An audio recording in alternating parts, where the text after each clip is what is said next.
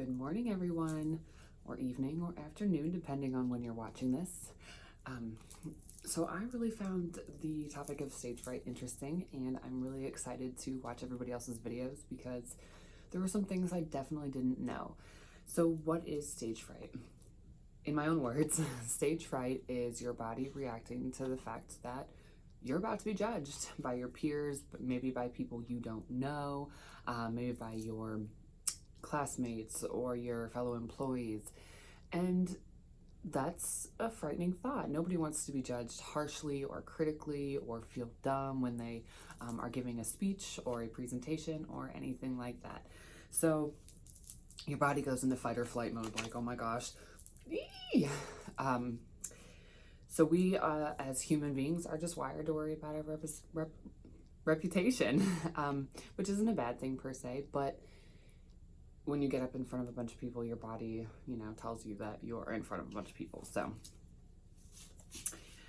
some reactions to public speaking, the ones that were in the video were sweaty hands and your stomach gets in knots and you start to sweat and maybe you throw up and all sorts of things can happen. I know with me, I found this part interesting because I like public speaking. I love people. I like to communicate. I really don't mind it, but my body still gets nervous.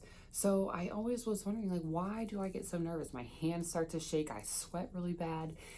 And in reading the chapter and watching the video, I realized that it is my fear of failure. I don't want to look dumb, and I don't want people to think I'm dumb or fall asleep during my speech and things like that.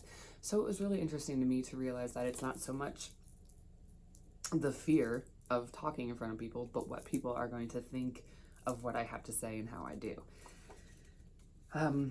I know I worked in children's ministry and it's kids, so even if I went up there and said the absolute wrong thing, they wouldn't even know it. And yet I still got nervous because I didn't want to, first of all, teach them the wrong thing about the Bible. That would be bad.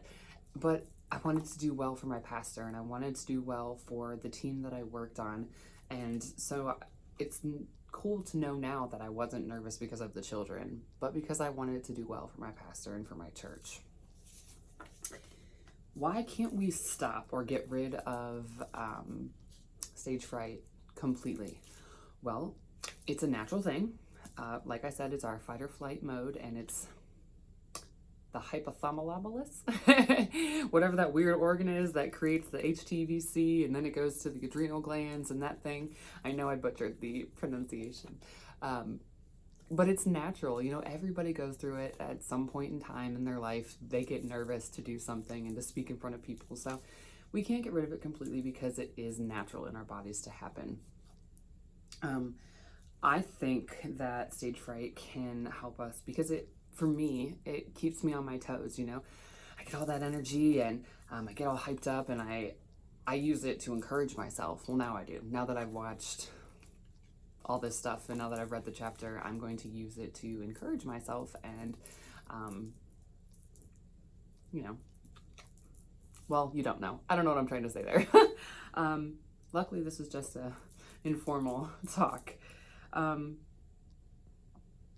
And stage fright can help us if we don't succumb to it, but if we adapt to it. So like I said, if we learn to take those nerves and drive them into speaking to the people and get excited about it.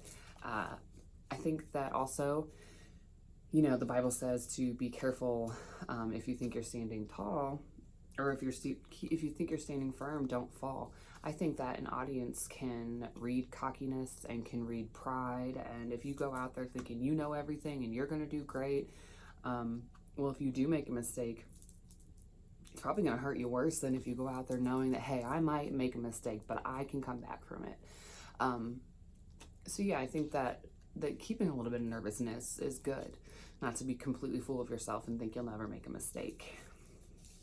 The 3 tips that I personally like and I'm going to use are the breathing and the stretching.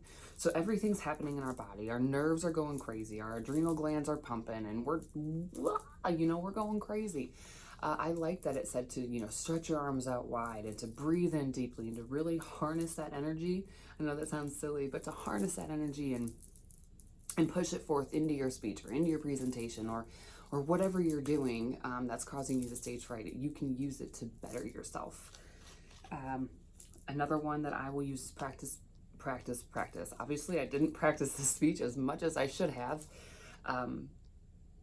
Practicing is always going to help. Knowing your content, knowing what you're going to say, knowing your audience, knowing the area you're going to be in. Practice, practice, practice. I thought it was cool that they mentioned Steve Jobs rehearsing his speeches hundreds of, maybe thousands of times before he went out there, because Steve Jobs always says so much. I don't know if you've ever watched him speak, but he's informative and he knows every detail and it's complex. And I don't think he uses note cards or anything. I can't remember off the top of my head. But yeah, practice, practice, practice. And this third one that I'm going to say, I'm not sure if it was a tip that was mentioned, but thinking of public speaking as an opportunity rather than a task, a chore or something. It's an opportunity to speak to people, to share with people, whether your information, whether like right now I'm just sharing about public speaking, but I think it's cool to share my opinions and to get your guys' back and to just, communicate like that. So thinking of it as an opportunity and not something I have to do will help me.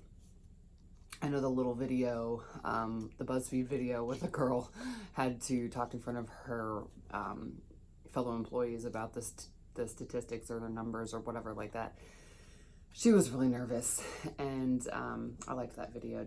But thinking of it as an opportunity to share with people and to get your voice heard and things like that, I thought that was really good. So thanks for listening. I can't wait to watch everybody else's videos, and that's all I've got.